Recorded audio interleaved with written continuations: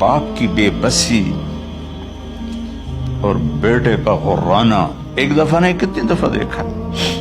تو میرے واسطے آج تک ہی کیتا ہے, تو میرے واسطے آج تک ہی بنایا ہے. وہ کہتا ہے اچھا میرا بچہ جداں جوان ہو سو آپ پہ سمجھ جسو. جبریل انسانی شکل میں آئے کہ یا رسول اللہ کچھ سوال کی, قیامت کب آئے گی؟ کہا اللہ کو پتا ہے. کہا کوئی نشانی؟ فرمایا جب دیکھو کہ بیٹیاں بھی ماؤں کو نوکر کی طرح دھتکار رہی ہوں تو سمجھنا قیامت آنے والی ہے. کچھ عرصہ پہلے ایک بچی اور ماں, تو ماں کچھ بات کر رہی تھی اور بیٹی کہہ رہی تھی بھوک نہیں بھوک نہیں, اور اس کی ماں کے خون سے بھرے ہوئے آنسو بہ رہے تھے اور اس کی ہچکیاں لگ رہی تھی کہ یہ وہ ہے جس کو میں نے اپنے پیٹ سے جنا اور اپنی چھاتی کا دودھ پلاتے پلاتے پلاتے میں نے کتنی تکلیفیں برداشت کی, اور آج کر یہ بھوک نہیں. کہ ایک بدو آیا صحابی کا, یا رسول اللہ میرا باپ مجھ سے پوچھے بغیر میرے مال کو خرچ کر دیتا ہے. آپ نے فرمایا بلاؤ گئی. جب اسے پتہ چلا کہ میرے بچے نے میری شکایت کی ہے تو اسے بڑا دکھ ہوا. تو اس نے دل ہی دل میں چند اشعار پڑھے, زبان پہ ادا نہیں دل میں آئے. تو جب وہ مسجد میں انٹو رہا تو جبریل پہلے آئے بیٹھے تھے کہ یا رسول اللہ اللہ فرما رہے ہیں اس سے کہو کہ پہلے وہ اشعار سنائے جس کو اس کے کانوں نے نہیں سنا لیکن اللہ نے من فوق عرش ہی سن لیا ہے, عرش کے اوپر اللہ نے سن لیا ہے. تو آپ نے اس سے ارشاد فرمایا کہ تمہاری بات ہم سنتے ہیں باپ بیٹے کی, لیکن پہلے وہ شعر سناؤ جو تیری زبان سے ادا نہیں ہوئے, تیرے کانوں نے نہیں سنے, تیرے دل کی گونج تھی اور تیرے دل کی آہ اور فریاد تھی جو دل ہی میں گھٹ کے رہ گئی, اسے اللہ نے سنا ہے. وہ کہتا ہے سناؤ. کہنے لگا یا رسول اللہ آپ کا رب ہر وقت ہمارے ایمان کو آپ پر زیادہ سے زیادہ بڑھاتا رہتا ہے, اس ذات کی قسم جس کے قبضے میں میری جان ہے. یہ چند میرے دکھ بھرے خیالات الفاظ کی شکل میں ڈھلے لیکن میری بزم تصور میں ہی رہے اور وہیں دفن ہو گئے, باہر نہیں نکلے, میری زبان سے ادا نہیں ہوئے, میرے کانوں نے نہیں سنا, آپ کے رب نے سن لیا. آپ نے کہا اچھا بتاؤ تو نے کہا کیا تھا؟ تم نے کہا جی میں نے بچے کی جب سنی شکایت میری کی ہے تو میں نے کہا تھا غضوتک مولودا وعلتک یافعا تعل بما اجنی علیک وتنہل وَإِذَا ضَاقَتْكَ بِالسُّقْمِ لَيْلَةً لَمْ أَبِتْ لِلسُّقْمِكَ إِلَّا سَاهِرًا أَتَمَلْمَلُ كَأَنِّي أَنَا الْمَتْرُوكُ دُونَكَ بِالَّذِي تُرِكْتَ بِهِ دُونِي وَعِنِي يَتَحْمَلُ تَخَافُ الرَّضَى نَفْسِي عَلَيْكَ وَإِنَّهَا لَتَعْلَمُ أَنَّ الْمَوْتَ وَقْتٌ مُؤَجَّلٌ فَلَمَّا بَلَغْتَ السِّنَّ وَالْغَايَةَ الَّتِي إِلَيْهَا مَدَى مَا فِيكَ كُنْتُ أُؤَمِّلُ جَعَلْتَ جَزَائِي غِلْظَةً وَفَظَاظَةً كَأَنَّكَ أَنْتَ الْمُنْعِمُ الْمُتَفَضِّلُ فَلَيْتَكَ إِن لَّمْ تَرَعْ حَقَّ أُبُوَّتِي فَعَلْتَ كَمَا الْجَارُ الْمُجَاوِرُ يَفْعَلُ فَأَوْلَيْتَنِي حَقَّ الْجِوَارِ وَلَمْ تَكُنْ عَلَيَّ بِمَالٍ دُونَ مَالِكَ تَبْخَلُ. میں بھی ترجمہ کرتا ہوں. اس کا میرے نبی پر کیا اثر ہوا کہ آپ کا ٹپ ٹپ آنسو گر رہے تھے اور آپ کی داڑھی آپ کے آنسوں سے تر ہو رہی تھی. یہ اتنا فصیح کلام ہے کہ عربوں کو بھی پسینہ آ جائے گا ترجمہ کرنے کے لیے. تو میں تو عربی نہیں ہوں لیکن یہ فخر تو حاصل ہے, بھلے ہیں یا برے ہیں, دو چار قدم ہم بھی تیرے ساتھ چلے ہیں.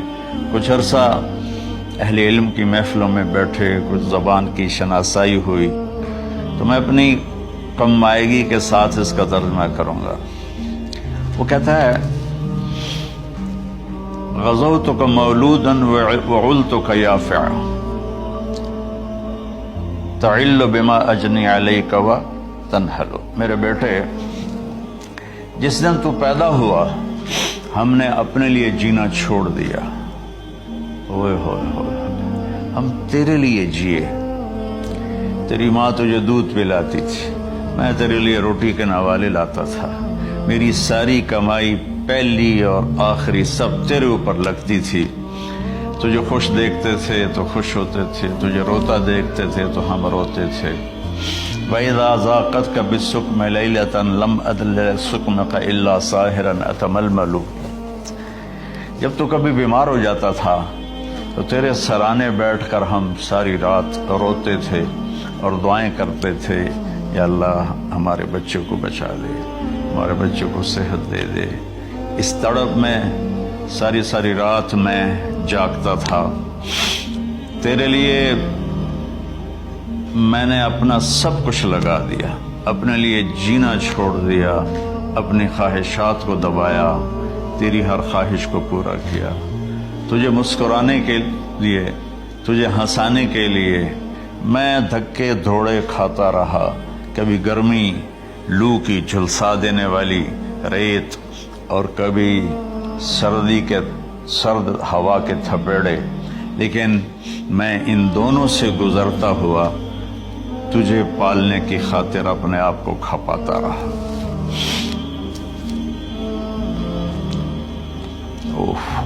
فلما بلغت السن والغایۃ التی الیہ مدی ما فیک کنت اؤمل۔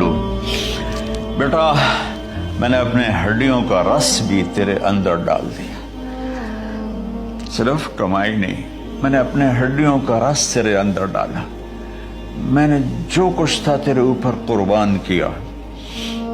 تجھے مسکراتا دیکھ کر میں اپنے غم بھولتا تھا، تجھے ہنستا دیکھ کر مجھے دکھ بھول جاتے تھے، اور پھر آہستہ آہستہ میری ہڈیوں کا گودا، میری کمائی تیرے اندر گئی، اور تو ایک خوبصورت درخت کی طرح بڑھتا چلا گیا، اور میری بڑھاپے نے کمر جھکا دی اور میں جھکتا چلا گیا۔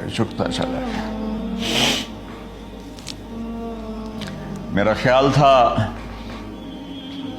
کہ جیسے میں اس کی انگلی پکڑ کے چلتا تھا، اب میری باری ہے، یہ میری انگلی پکڑ کے چلے گا۔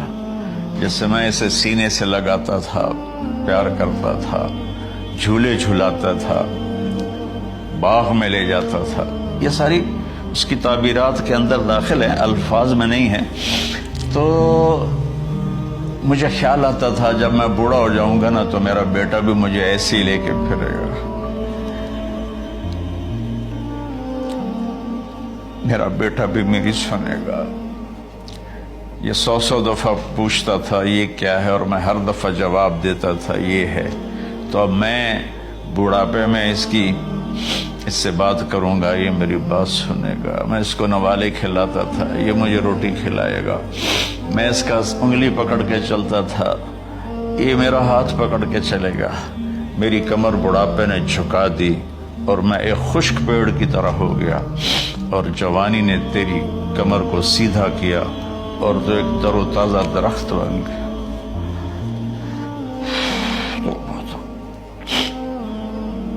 تو مجھے خیال آیا کہ میں نے 20 سال اس بچے کو پالا ہے، ابھی اپنی ماں اور باپ کو دیکھے گا، لیکن ایک دم اچانک کیا ہوا؟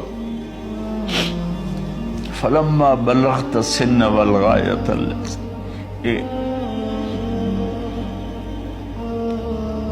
الیہا مدی ما فیک کنت اؤمل۔ جب تو اس عمر کو پہنچا جس میں ہماری امیدیں تیرے ساتھ لگ گئیں، ہمیں بڑھاپے نے بے آسرا کر دیا اور تیری جوانی نے تجھے ہمت دے دی، تب ہمارا خیال آیا کہ اب یہ ہمارے ساتھ وہی کرے گا جو ہم نے اس کے ساتھ کیا۔